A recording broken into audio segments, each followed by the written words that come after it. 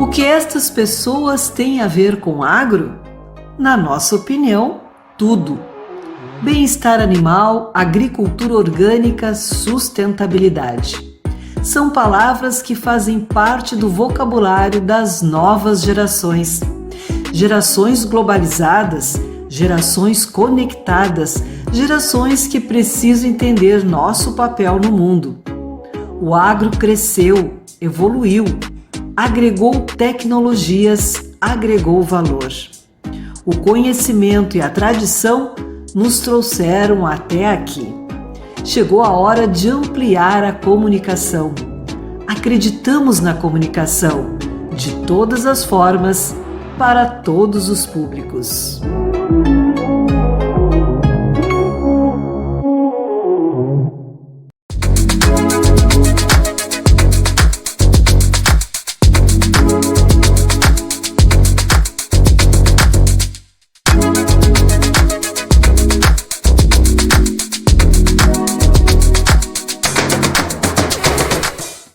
Olá, estamos de volta depois de um ano sabático em 2023, onde o canal ficou sem atualizações, mas você pôde maratonar aquilo que estava lá de conteúdo, muita informação e muito entretenimento, muita coisa legal dentro do nosso canal. Mas agora, em 2024, já voltamos com uma nova temporada, nesse ano tão especial para nós, que é o ano dos 10 anos da AgroEffective. Então, fica ligado que vai ter muita coisa bacana aqui nesse canal, no Agropauta Web TV. Então aproveita, vai aqui, faz a tua inscrição para acompanhar tudo que a gente vai trazer ao longo de 2024. Deixa o like ali no vídeo, ativa o sininho para receber as notificações e tudo mais. Nós vamos estar muito presentes aqui nesse ano, aqui no YouTube. Para a gente começar, um assunto muito legal, um dos que eu mais gosto de falar, ovinocultura. E a gente vai trazer aqui ele que vai nos falar um pouco sobre esse tema tão apaixonante da ovinocultura, presidente da Arco, Edemundo Gressler, e vai nos trazer também um pouco sobre esse momento que tem as feiras de verão pelo Rio Grande do Sul. É um momento importante. Presidente, prazer tê-lo aqui conosco. Prazer, Nestor. Realmente é uma alegria muito grande nós podermos compartilhar desse assunto. E já de antemão, desejar aos nossos interlocutores, né, que tenhamos aí efetivamente um ano de 2024 com muita saúde, muita prosperidade e com muita paz. E inicialmente eu já quero te iniciar agradecendo.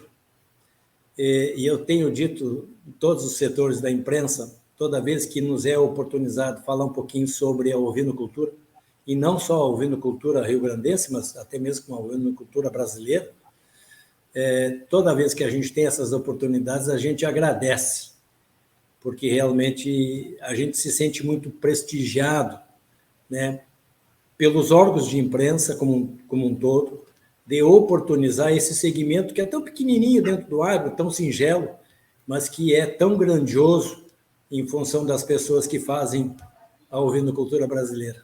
Muito obrigado pela oportunidade. Vamos lá. Feiras de verão. Tá é certo, o tema. Né? Isso. A gente vai falar sobre esse tema importante e já agradecendo aí também, né, todas essas palavras. Acho que é importante saber o quanto a ovinocultura é fundamental também aí, como o senhor sempre fala, né, das questões aí para as pequenas propriedades. Mas então vamos falar agora das feiras de verão aí que já estão acontecendo e já ocorrem por todo o Rio Grande do Sul, pela metade sul aqui em municípios, mas também atraindo gente de todo o Brasil, né? Com certeza. Realmente, a safra de verão, né, em termos de feiras, e eventualmente as pessoas dizem, tá, mas por que as feiras de ovinos acontecem no verão? As principais. Veja, a ovinocultura tem um comportamento de produção que nos meses de verão, se caracteriza pelos meses em que os rebanhos são colocados em cria. né, é o momento em que os rebanhos são fertilizados, em que ocorrem os nascimentos lá no mês de maio e junho, e lá nos meses de outubro, novembro e dezembro é onde os cordeiros são ofertados no mercado. Então, as feiras de verão se caracterizam por quê? Exatamente nessa época é quando se oferece um número de reprodutores, sejam eles machos ou fêmeas, na maioria dos machos, né? Que é para justamente o produtor, comprador, ele já vai adquirir aquele carneiro, aquele reprodutor, e já vai colocar nos seus rebanhos, porque é os meses, né, onde ocorrem as reproduções. Então, essa é uma justificativa principal, porque que as feiras acontecem principalmente nos meses de janeiro e fevereiro, que é para coincidir com os períodos, né, de monta dos rebanhos. E agora, hoje, por exemplo, já está iniciando a feira de Dom Pedrito. Hoje é a chegada dos animais, amanhã é o dia de julgamento. É a abertura do ciclo das feiras de verão, tá? Na semana próxima acontece a Agrovina em Bagé, que também tem toda uma semana, desde o ingresso dos animais, dos julgamentos de admissão, julgamentos de classificação e os remates. A Agrovina de Bagé esse ano vai se caracterizar por especiais remates, dentre os quais, na quarta-feira, terá um remate especificamente de ovinos da raça Corredale, de uma propriedade só, né? Em que esse remate é denominado como o remate do século, em que serão ofertados animais da raça Corredale da mais altíssima genética. Na outra semana já vai ocorrer a exposição de Santana do Livramento, município esse que detém a maior população ovina por município individual no estado do Rio Grande do Sul. É uma feira também importante, de um município também importante dentro da ovinocultura gaúcha, né? E já no final do mês ocorre a tradicional Feovelha, que esse ano tem uma data comemorativa que é os seus 40 anos de uma feira tão importante. E já na primeira semana do mês de fevereiro ocorre também a tradicional exposição Feira de Herval, município também que detém uma população ovina expressiva e tem lá uma feira também de alto padrão. Então, nessas próximas 5 semanas, teremos 5 feiras, né, acontecendo, abrangendo praticamente toda a região sul do estado, né, contemplando os municípios, como disse, Dom Pedrito, Bagé, Santana do Livramento, Pinheiro, Machado e Herval. E dentro dessa exposição, Nestor, vem aquela questão assim, e qual é a expectativa, né, em termos de comercialização, qual é o futuro, o que se pensa, exatamente nesse sentido. Qual é a expectativa dessas feiras? Então, se nós fizermos uma análise, nós, da ovinocultura, e nós falarmos em lã, e vai se falar em lã e carne, um estado que produz hoje praticamente 100% da produção de lã do país, e nós estamos produzindo em torno de 8 milhões de quilos de lã, e essa lã é de altíssima qualidade. Nós temos raças ovinas especializadas em produção de lãs finas, brancas e de qualidade, e com valor têxtil, né, em função da sua finura e da sua qualidade. E como nós temos toda essa produção de lã de altíssima qualidade, o produtor que as produz, através dos seus rebanhos, das suas ovelhas, ele vai ter a oportunidade, nessas feiras de verão, de adquirir reprodutores para manutenção disso, para dar essa continuidade de melhoramento genético dos seus plantéis, exatamente visando a continuidade dessa produção desta lã de altíssima qualidade. O mesmo ocorre com os produtores que trabalham com os rebanhos comerciais para a produção de carne, né? E hoje nós temos uma indústria gaúcha que já declarou que o cordeiro que está sendo ofertado hoje para a indústria ele é de muito melhor qualidade de um cordeiro de 5, 6 anos atrás. Se compararmos a parte de produção, de rendimento de carne, de score corporal, de velocidade de crescimento, oferecendo cordeiros mais precoces.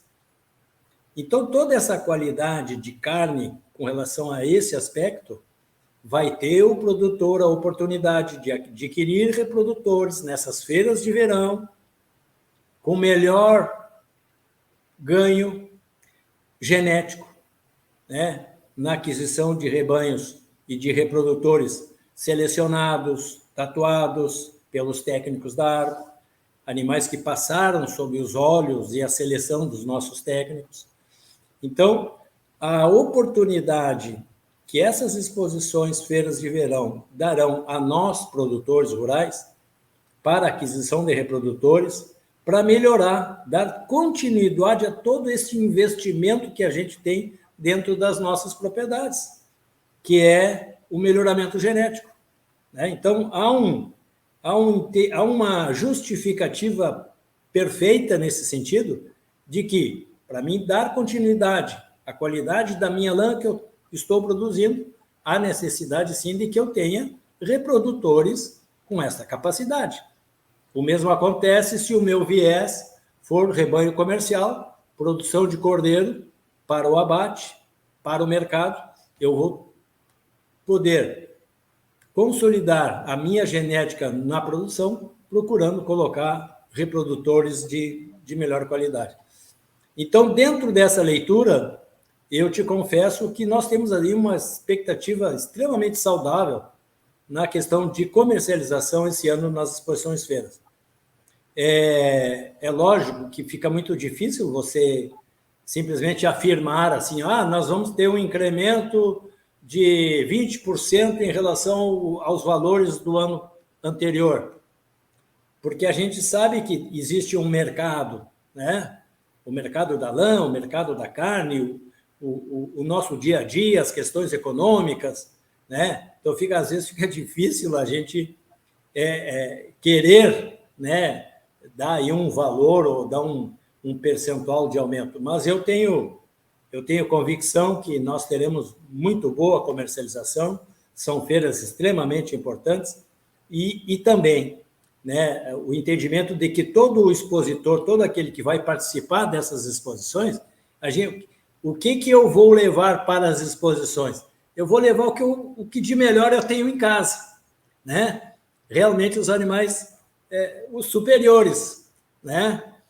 Então, a oportunidade que o comprador, que o produtor vai ter, ele vai ter lá o melhor de todos.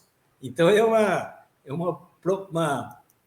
situação assim, de certo conforto, né, por parte do produtor, porque ele vai lá e vai encontrar os melhores.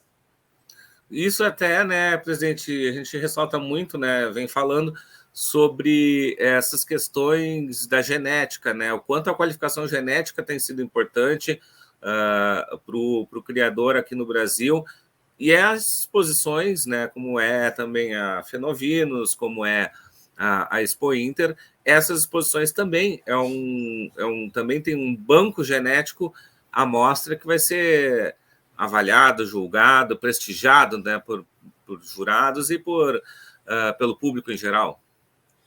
Não tenha dúvida disso, Nestor. Assim, a cada dia dentro das nossas propriedades existe o convívio com o rebanho, né, o dia a dia, a valorização dos nossos rebanhos, o nosso trabalho na propriedade com relação aos reprodutores, às fêmeas superiores. E quem faz genética, ele tem um investimento interminável. A todo momento, nós estamos à busca de animais superiores para colocar nas nossas genéticas, das nossas raças, das nossas ovelhas. Então, hoje... E o fato mais importante, e aí quando eu falo nesse melhoramento genético das nossas raças e a evolução que vem ocorrendo diariamente, esse investimento do produtor, Os países sul-americanos, Nestor, hoje nós temos exemplos assim, Argentina, Paraguai, Venezuela, Colômbia, o interesse em aquisição de material genético das nossas raças. Então, isso é um selo de qualidade inquestionável.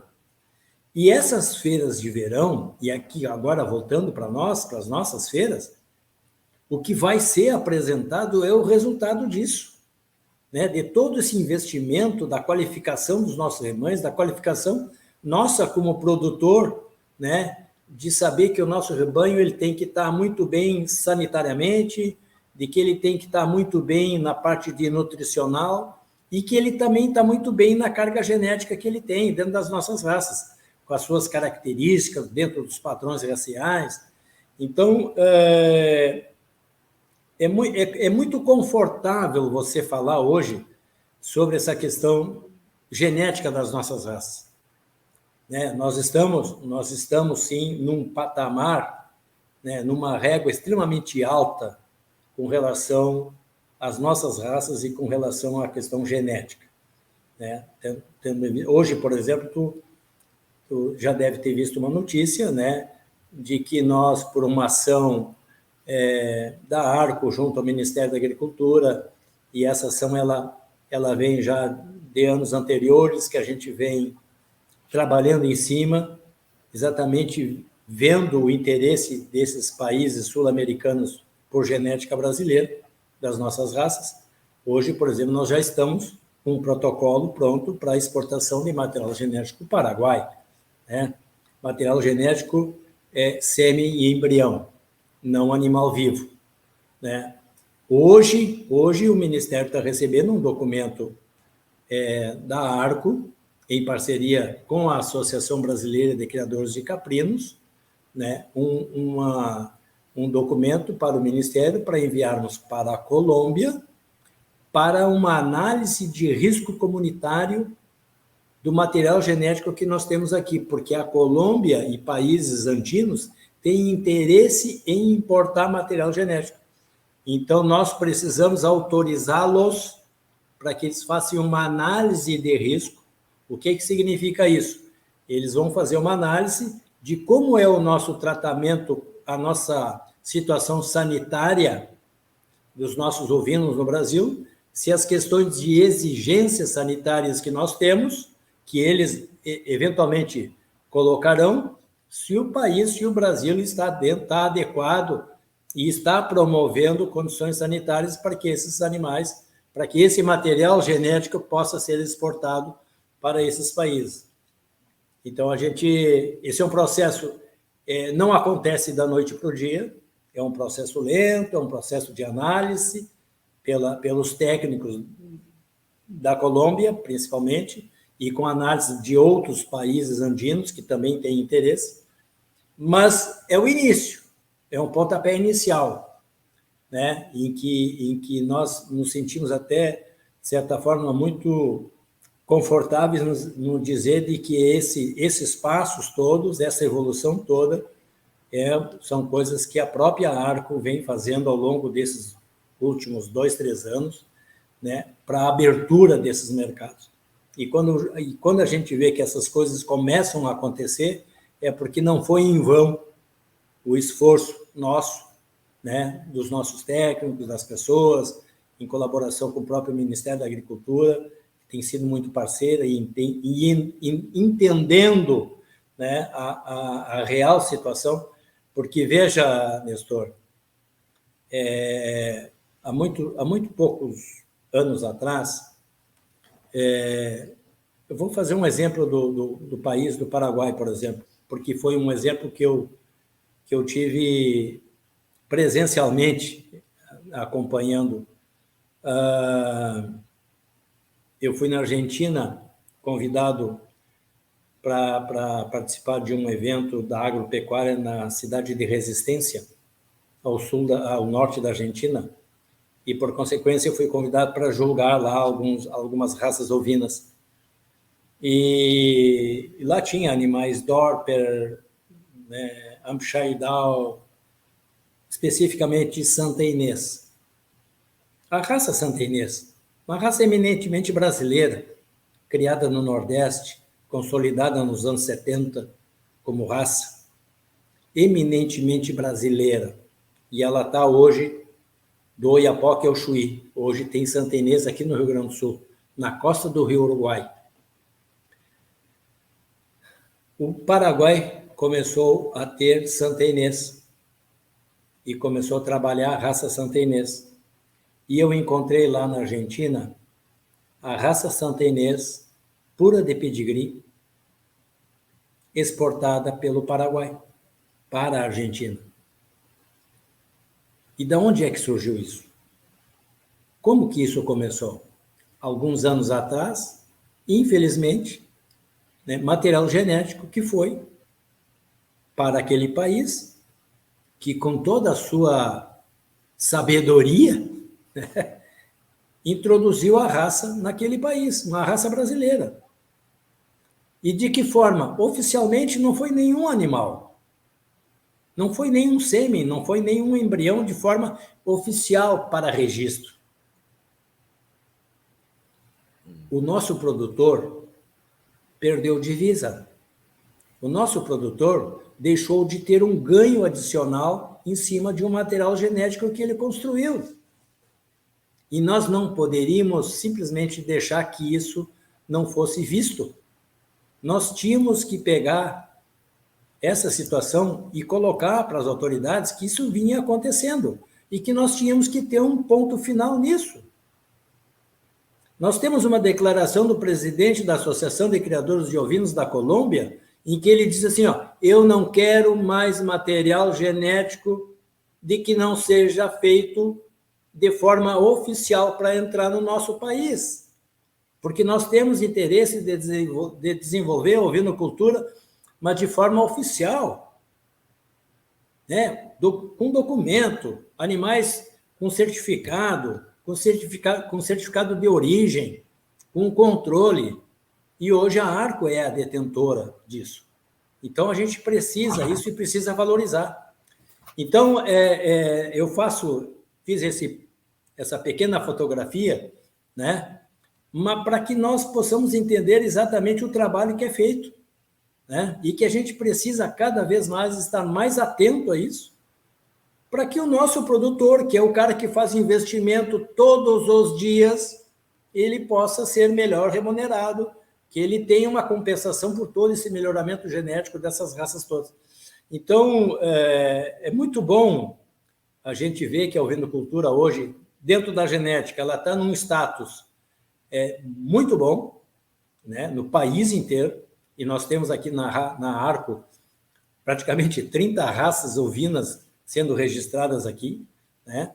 E que a gente, independente de sermos os guardiões da genética ovina, nós também temos que ser protagonistas para o desenvolvimento e fomento da ovinocultura, que também precisa o melhoramento.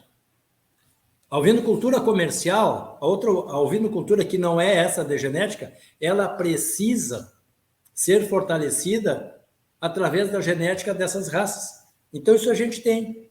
Então, é um trabalho que também a gente tem que fazer, é um trabalho que a gente também vem falando diariamente, né? E eu te confesso, Nestor, se nós fizermos assim, se nós fecharmos os olhos, fazer um exercício e mentalizarmos um mapa do país, um mapa do Brasil, a gente vê que esse país é um continente e que nós temos ambientes dos mais variados. E nós temos, surpreendentemente, raças ovinas adaptadas a cada destes ambientes. Hoje eu vi um programa cujo a linha de atuação era o Pantanal, Mato Grosso do Sul. Ali no Pantanal existe um ecotipo ovino chamada de pantaneira. E essa raça está ali, adaptada no Pantanal, produzindo carne, produzindo proteína. Então, nós temos condições... Hoje já ultrapassamos a casa dos 20 milhões de ovinos nesse país. Nós temos que até bater palma E eu até disse esses dias que para o ano de 2030, nós tínhamos a pretensão de dizer que o país tem mais de 30 milhões de ovinos. Então, nós temos raças adaptadas, nós temos ambiente nesse país e nós temos gente que sabe produzir. Nós podemos transformar esse país num país exportador de proteína ovina. E se a gente não quiser exportar, a gente tem um consumo interno ávido por carne ovina. Eu tenho certeza que se tu fores agora na gôndola do supermercado do Zafari, eu não sei se tu vai encontrar uma paletinha de carne ovina lá. Talvez não. Ou se tu vai encontrar, ela está com um valor de quase 3 dígitos, valor comercial lá. Então, a nossa carne ainda está cara. Então, nós precisamos aumento de rebanho. Nós precisamos aumentar a nossa oferta. Nós temos mercado, nós temos consumidor, e a carne ovina, por favor, ela tem um sabor inigualável. Então, a gente tem que trabalhar muito para isso. Então, de certa forma, fazendo essas janelinhas todas, né? Mas, fundamentalmente, voltando para as nossas exposições de verão, elas nos dão essa oportunidade, né? De aquisição de animais, de reprodutores, né? Tão importante. E eu quero fazer uma ressalva, uma observação assim, ó, e até um agradecimento, Nestor. Parabenizar os sindicatos rurais, as associações rurais, por promoverem as exposições de verão. Pela coragem, pela organização, pelo interesse de organizar eventos desta grandeza. Porque se não fosse isso, nós, produtores, dentre os quais eu me incluo, aonde é que nós iríamos mostrar todo o trabalho que a gente teve todo durante um ano? Um ano de trabalho, colocando as ovelhas em reprodução, acompanhando o nascimento dos cordeiros, acompanhando o período, né, dos primeiros meses da criação, o desmame, né, a engorda. Então, eu quero aproveitar essa oportunidade para também fazer essa observação de quanto é importante a gente ter esse entendimento, né, de quanto é importante essas entidades promoverem as exposições. Então, essa é uma outra linha que a gente tem que observar, não é só a linha de genética, de reprodução, maravilha, mas a gente tem que enxergar também o esforço que essas entidades têm de promover. E se tudo isso, para contemplar toda essa grande festa, para esses grandes momentos, a gente precisa de uma imprensa, de setores que nos oportunizem, que mostrem toda essa pujança, porque é necessário. Nós não podemos viver, nós, produtores, empreendedores, construtores dessa ovinocultura, se vocês não estão ali atentos para mostrar para o grande público, para aquela pessoa, para o urbano, né? Mostrar tudo isso que acontece. Então, a vocês também, dos setores da imprensa, né? Do mais singelo, né, ao mais... A imprensa mais qualificada, independe não tem tamanho, todos são importantes, do nosso agradecimento pelas oportunidades. Então, Nestor, a gente fica muito feliz, né, por vocês estarem dioturnamente, né, às vezes, alô, vamos conversar, pode ser agora, pode ser depois, mas o importante é a gente estar aí e reconhecer esse trabalho de vocês, eu sei que é extremamente importante, e dizer que se eventualmente alguém comentar de que está se fazendo muita coisa, na verdade, ainda falta muito mais a ser feito. Nós ainda temos uma parcela de entendimento que ainda estamos um pouco desorganizados. A gente precisa organizar mais a questão, está se tentando se fazer na questão lã, né? Mas já está num patamar com o programa da certificação da lã gaúcha, da Arco, através dos seus técnicos, através das equipes de esquiladores qualificadas, credenciadas. Na questão carne também tem um grande caminho a ser percorrido. A gente precisa ainda evoluir muito mais, e não só nas questões comerciais, técnicas, mas nós, produtores, precisamos também melhorar mais, né? A gente precisa fazer o tema de casa com mais eficiência. Nós precisamos ser mais profissionais. A gente tem que evoluir, né? Então, a gente também tem que ter essa observação de que nem tudo está feito. Existe muita coisa ainda por fazer. E esse é o nosso desafio, a cada momento, a cada ambiente, a cada oportunidade, de deixar essa mensagem de que nós temos que melhorar ainda mais. Eu tenho certeza disso. Eu, como produtor, eu me cobro diariamente de que eu tenho que evoluir dentro do criatório. Eu tenho que ser melhor. Eu tenho que avançar.